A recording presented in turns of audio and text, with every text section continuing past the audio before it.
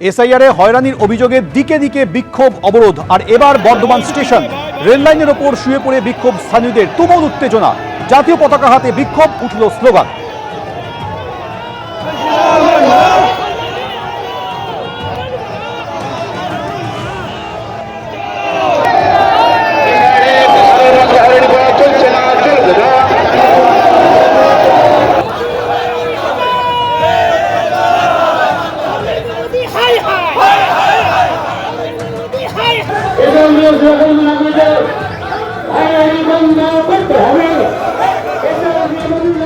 বর্ধমান স্টেশনে একেবারে রেললাইনের ওপরে শুয়ে পড়ে বিক্ষোভ অবরোধের পর পুলিশ এসে পরিস্থিতি সামাল দেয় জাতীয় পতাকা হাতে বিক্ষোভ দেখান সাধারণ মানুষ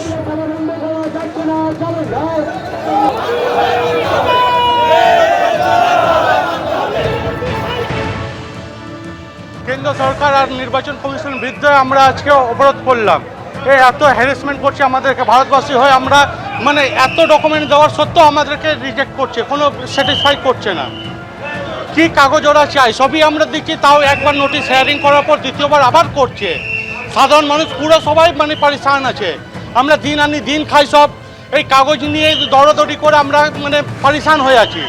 আমাদের অধিকারের জন্য আমরা মরতে ইচ্ছুক, এইভাবে হ্যারাসমেন্ট আমরা হতে চাই না। যাভাবে আমাদের হ্যারাসমেন্ট করা হচ্ছে এসআইয়ের মাধ্যমে আমাদের গণতান্ত্রিক অধিকার। আজকে যে নির্দেশ অভিষেক বন্দ্যোপাধ্যায় দিয়েছেন প্রায় 1 লক্ষ কর্মী, বিএলএ এবং সাংসদ বিধায়কদের সঙ্গে বৈঠকে, কুণাল ঘোষ তা নিয়ে কি বলছেন একবার দেখুন।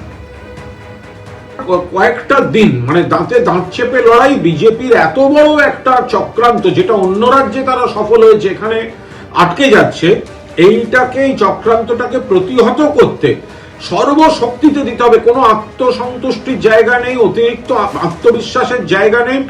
1,36,00,000 লজিক্যাল ডিসক্রিপেন্সি নামে যাদের টাকা হয়েছে, আর ডিসক্রিপেন্সি ছাড়া আবার ওইখানে যে আনমার্কড যারা আছে সব মিলিয়ে 1,68,00,000 এদের প্রত্যেকের বাড়ি কিভাবে টাচ করা যায় সেটা মাননীয় সাধারণ সম্পাদক দলের সর্বশক্তিতে যে একেবারে সব ওয়ার রুম চালু থাকবে ইত্যাদি ইত্যাদি যা যা নির্দেশ দিয়েছেন।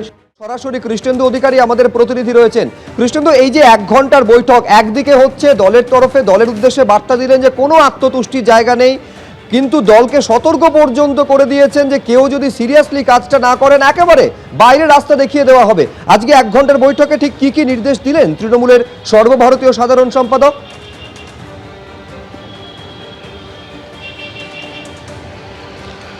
দেখো, অভিষেক বন্দ্যোপাধ্যায় আগের ভার্চুয়াল বৈঠকে উল্লেখ করেছিলেন যে আমাদের হাতে 3 মাস সময় আছে। আজকে বললেন আমাদের হাতে 100 দিন সময় আছে। আগে 6 মাস বলেছিলেন, আজকে বললেন 100 দিন সময় আছে। এই সময়ের মধ্যে সমস্ত কাজ সম্পন্ন করতে হবে এবং কোনোভাবে আত্মতুষ্টির জায়গা নেই। এবং একাধিক কর্মসূচি তিনি তৈরি করে দিয়েছেন, কার্যত একদম বোর্ডিং স্কুলের প্রিন্সিপালের মতো কি করতে হবে তার একদম পুঙ্খানুপুঙ্খ তালিকা তৈরি করে দিয়েছেন। আগামীকাল ব্লকে ব্লকে যেমন মিটিং হবে, বিক্ষোভ হবে, তেমনি পাশাপাশি আগামীকাল থেকে একটা ভোট রক্ষা কমিটি তৈরি করা হয়েছে। ইতিমধ্যেই তুমি জানো যে তৃণমূলের তরফ থেকে এই এসআইআর ইস্যুতে একাধিক ক্যাম্প তৈরি করা হয়েছে, ব্লকে ব্লকে ওয়ার রুম তৈরি করা হয়েছে। এবার একটা ভোট রক্ষা কমিটি বুথে বুথে তৈরি করার নির্দেশ দেওয়া হয়েছে এবং সেই ভোট রক্ষা কমিটিতে বিএলএ টুরে যেমন থাকবেন, বুথ সভাপতি থাকবেন, তেমনি মহিলা প্রতিনিধি, যুবদের প্রতিনিধি, এমনকি অন্যান্য প্রতিনিধিরা থাকবেন এবং তাদের কাজ হচ্ছে লজিক্যাল ডিসক্রিপেন্সিতে যে 1,36,00,000 তালিকা প্রকাশ করার কথা, সেই তালিকা ধরে যাদের ডাকা হবে তাদের প্রত্যেকের বাড়িতে বাড়িতে যাওয়া। এবং তুমি জানো সুপ্রিম কোর্ট নির্দেশ দিয়েছে তাদের প্রতিনিধিও তাদের যেতে পারেন, সেক্ষেত্রে তাদের অ্যাপ্রুভাল নেওয়া বা অনুমোদন নেওয়া এবং সেই অনুমোদন নিয়ে তাদের সঙ্গে সেই শুনানিতে যাওয়া এবং প্রত্যেকের ভোটার তালিকায় যাতে নাম থাকে সেটা সুনিশ্চিত করা এবং দিদির দুধ যে অ্যাপ আছে সেই অ্যাপে সেটা আপলোড করা এবং যাতে প্যারালালি বা সমান্তরালভাবে তৃণমূল কংগ্রেসের তরফ থেকে নজরদারি চালাতে পারে সেটাকে স্পষ্ট করা। এটা অভিষেক বন্দ্যোপাধ্যায় নির্দেশ দিয়ে দিয়েছেন। কালকের কর্মসূচি জেলায় জেলায় বিভিন্ন ব্লকে ব্লকে বৈঠক এই আন্দোলন করার পাশাপাশি এটা করতে হবে। একাধিক কর্মসূচির কথা বলা হয়েছে এবং পাশাপাশি আইনি পরামর্শ নিয়ে বা আদালতে যাওয়ার কথাও তিনি ইঙ্গিত দিয়েছেন, কারণ তিনি বলেছেন যে যেভাবে হোয়াটসঅ্যাপে নির্দেশ দেওয়া হচ্ছে এবং যেভাবে সুপ্রিম কোর্টের নির্দেশের পরেও এই যে কোনো প্রতিনিধি যাবেন না ভোটাররা শুনানিতে একা যেতে হবে এরকম নির্দেশ দিয়েছেন বলে তিনি দাবি করছেন, নির্বাচন কমিশন নির্দেশ দিয়েছে বলে। সেই প্রেক্ষাপটে একাধিক বিষয় হোয়াটসঅ্যাপের স্ক্রিনশট নিয়ে আদালতে যাবেন এমনটাও ইঙ্গিত দিয়ে রেখেছেন। পাশাপাশি এটাও অভিষেক বন্দ্যোপাধ্যায়ের আজকে তাৎপর্যপূর্ণ মানে বক্তব্য যে হুঁশিয়ারি কার্যত দলের একাংশের বিরুদ্ধে করেছেন, মূলত এমএলএ এবং এমপিদের বিরুদ্ধে। এবং তিনি তুমি জানো যে আগেই একটা ওয়ার রুম তৈরির নির্দেশ দিয়েছিলেন, প্রত্যেকটা বিধানসভা ওয়ারি একটা করে ওয়ার রুম, সেই ওয়ার রুম দেখভালের দায়িত্ব দেওয়া হয়েছিল এমএলএ এমপিদের।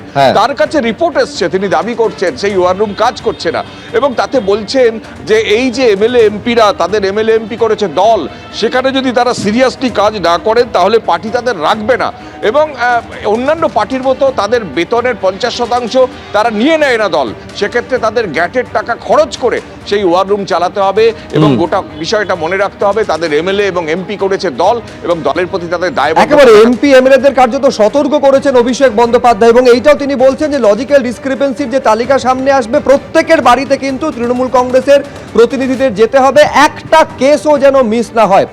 তুমি আমাদের সঙ্গে কৃষ্ণেন্দু থাকো। এই লজিক্যাল ডিসক্রিপেন্সি নিয়ে বিজেপি মুখপাত্র দেবজিৎ সরকার কি বলছেন দেখুন একবার।